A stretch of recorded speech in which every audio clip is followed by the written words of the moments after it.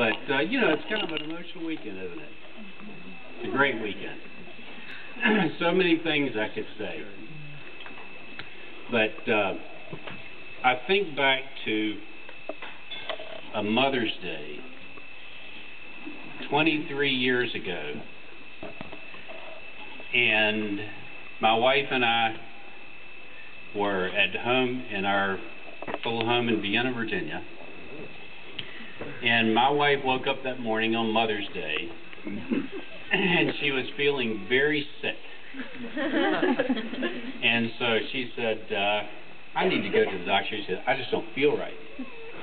And I said, what's wrong? And she started describing her symptoms, and I started,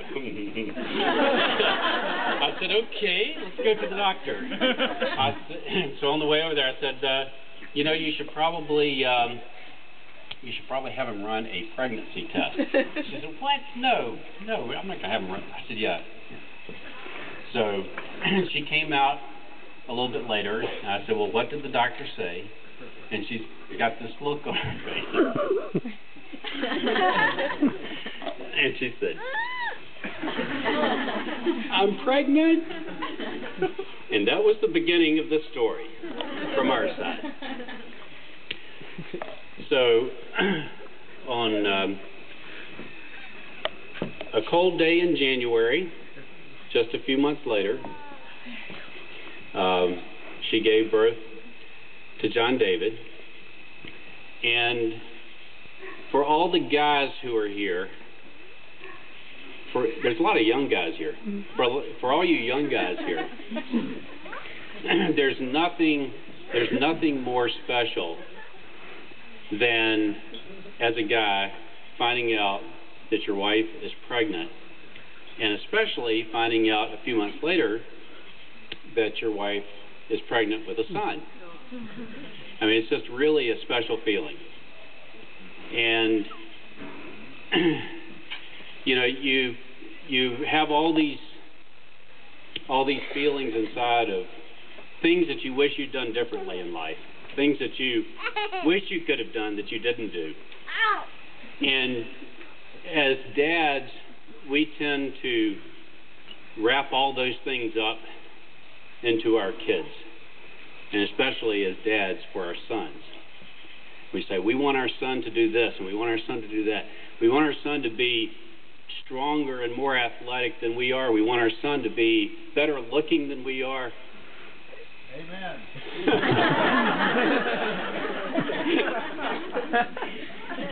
We want our son to be smarter than we are.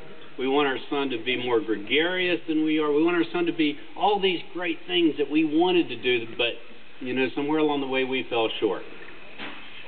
And so we wrap all those things up and we put them there and we say, this is what we want our son to be. Because what we want is the best. Everything we want is the best for our son. And that's the way I was with my son. And so when that little baby was born,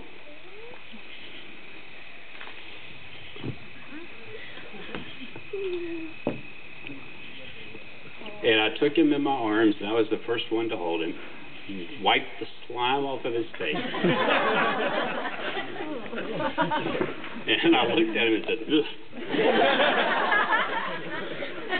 That's it? Okay.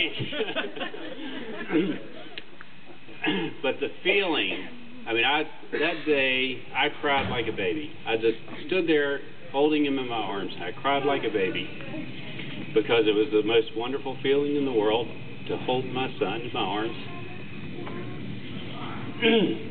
And then to get to watch him grow up as a little boy and to grow up in elementary school and junior high school and high school and college. And all that time wanting all these wonderful things for him and wanting all the best things for him.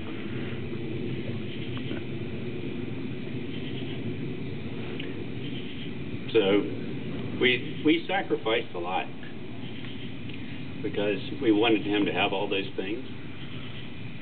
We wanted to make sure that he had the best educational background, so we paid the price to send him to private schools, and we sent him to the best high school in the United States. What is that? Thank you. The best high school in the United States. And we sent him to the greatest university of Virginia, Virginia Tech. And everything we did, put that Wake Forest hat down. Everything we did because we wanted the best for him. And there was nothing that we wouldn't do for our son. But you know, there was one thing that he had to do for himself. And he got the best. And he got the best. He sure did. And he got the best because when he was in the 7th grade, he met this wonderful young lady.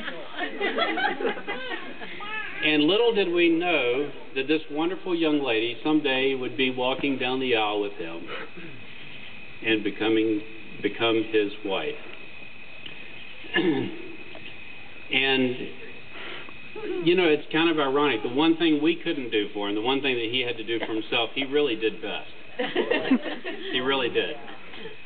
Because of all the girls there are in the world, no offense to all you beautiful young ladies who are here, but of all the young ladies that there are in the world, there was one special one for him, and that was Rebecca. Amen. And we could not have done better if we had gone out and interviewed ladies all over the United States. We could not have done better than the one that he found and that he chose for himself. And you know, it's kind of funny. When he went away to Woodbury, we thought, okay, well, that'll be the end of that. They've dated for 2 years in junior high school, but, you know, they're not going to date in high school. He's 75 miles away. Ha! Little did we know, that didn't make any difference. As his Woodbury pals over here can tell you, the whole time he was there, he was referred to as the married one. And you know, I tried my best. Not that I didn't like Becky from the very beginning, but I tried my best to get him to kind of, you know, go out and check it out. Yeah, check out the other girls.